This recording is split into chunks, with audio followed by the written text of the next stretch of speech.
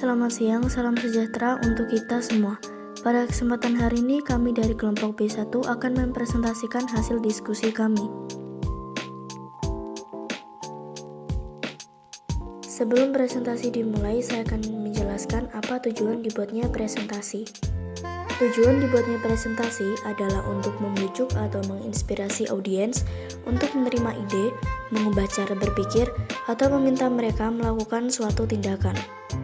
Pada presentasi hari ini ada 4 landasan teori yang akan kami bahas, yaitu A. Keadaan wilayah dan kondisi geografis, B. Pengaruh kebudayaan asing, C. Kondisi lingkungan hidup dan iklim yang berbeda, D. Peristiwa sejarah kebangsaan Indonesia.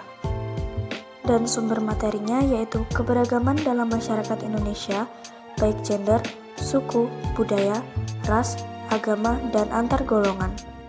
1. Faktor penyebab timbulnya keberagaman dalam masyarakat Indonesia. Indonesia adalah negara kepulauan yang terbentang dari Sabang di Aceh sampai Merauke Papua. Berjajar pulau-pulau baik besar maupun kecil dan sambung menyambung menjadi satu disebut Pulau Nusantara. Letak wilayahnya terbentang di garis khatulistiwa sehingga sering dijuluki Untayan Ratna Mutu Manikam atau Zamrud Khatulistiwa.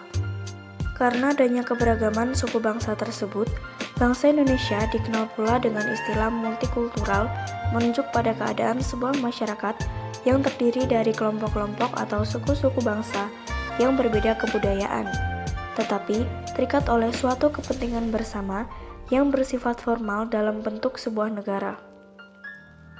Faktor-faktor keberagaman suku bangsa Indonesia terjadi karena adanya beberapa hal. Faktor utamanya yaitu perpindahan penduduk dari luar daerah, dan faktor lainnya yaitu terjadi peperangan, konflik, atau bencana alam. Untuk lebih jelasnya, amati rincian materi berikut ini. A. Keadaan wilayah dan kondisi geografis. Kondisi geografis adalah kondisi atau keadaan suatu wilayah dengan dilihat dari keadaannya yang berkaitan dengan aspek geografis. Secara geografis, Indonesia terletak di antara dua samudera besar dunia, yaitu Samudra Pasifik dan Samudra Hindia, di antara dua benua besar yaitu benua Asia dan Australia, dan pada pertemuan dua rangkaian pegunungannya, yaitu Sirkum Pasifik dan Sirkum Mediterania. Dalam wilayah ini, Indonesia menjadi tempat yang sangat aman dan subur untuk dijadikan tempat tinggal. B. Pengaruh kebudayaan asing. Budaya asing adalah budaya yang berasal dari luar negara kita, yang bersifat mendominasi suatu zaman, yang dengan mudah mempengaruhi suatu individu, kelompok, hingga negara.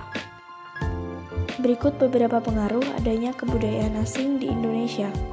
Pengaruh positif yaitu memunculkan kemajuan budaya, meningkatkan kreativitas dan inovasi remaja.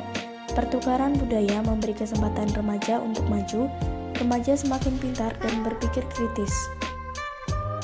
Sedangkan pengaruh negatif yaitu orang bisa kehilangan jati dirinya sebagai bagian dari budaya lokal, hilangnya keragaman budaya di masyarakat, menghilangkan rasa nasionalisme dalam diri remaja, dan melemahnya nilai-nilai budaya bangsa. C. Kondisi lingkungan hidup dan iklim yang berbeda. Wilayah lingkungan hidup suku-suku bangsa juga memperlihatkan variasi yang berbeda-beda. Ada komunitas yang mengandalkan pada laut sebagai sumber kehidupannya, seperti orang laut di Kepulauan Riau dan orang Bajo di Sulawesi Selatan. Terdapat juga komunitas-komunitas pedalaman antara lain orang Gajo Alas di Aceh, Dayak Kalimantan, dan Tengger di Jawa Timur. Perbedaan curah hujan dan kesuburan tanah merupakan kondisi yang menciptakan dua macam lingkungan ekologis yang berbeda di Indonesia, yakni daerah pertanian sawah yang banyak dijumpai di Pulau Jawa dan Bali, serta daerah pertanian ladang yang banyak kita jumpai di luar Pulau Jawa. D. Peristiwa sejarah kebangsaan Indonesia. Integrasi suku bangsa dalam kesatuan nasional menjadi bangsa Indonesia dalam kesatuan wilayah negara Indonesia. Paling tidak dipicu oleh 4 peristiwa penting, yaitu sebagai berikut. 1. Kerajaan Sriwijaya pada abad ke-7 dan Majapahit pada abad ke-13 telah mempersatukan suku bangsa Indonesia dalam kesatuan politis, ekonomis, dan sosial. 2. Kekuasaan kolonialisme Belanda selama 3,5 abad. Belanda menjajah Indonesia selama lebih dari 3,5 abad. mulai dari kedatangan pertama mereka pada awal abad ke-17 hingga proklamasi kemerdekaan Indonesia pada tanggal 17 Agustus 1945. 3. Selama periode pergerakan nasional, para pemuda Indonesia telah menolak menonjolkan isu kesukubangsaan dan melahirkan Sumpah Pemuda pada tahun 1928. 4. Proklamasi kemerdekaan pada 17 Agustus 1945.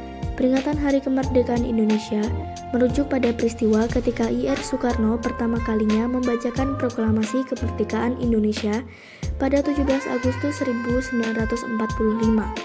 Pembacaan naskah proklamasi tersebut sekaligus menjadi tanda berakhirnya masa penjajahan. Dari penjelasan sebelumnya, kami mengambil kesimpulan bahwa keberagaman dalam masyarakat Indonesia haruslah kita jaga dan kita pertahankan. Maka inilah cara untuk menjaga agar keberagaman yang ada di Indonesia tidak menjadi benih dari perpecahan bangsa. 1. Adanya sikap menghargai dan menghormati. 2. Mencerminkan sikap bertoleransi. 3. Menempatkan kepentingan umum di atas kepentingan pribadi. 4. Menghilangkan sikap supremasi golongan.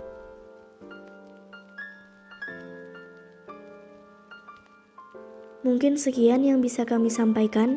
Mohon maaf bila masih ada pengucapan kata yang salah, maka kami sangat terbuka untuk koreksi dan masukannya, sehingga lebih baik untuk kedepannya.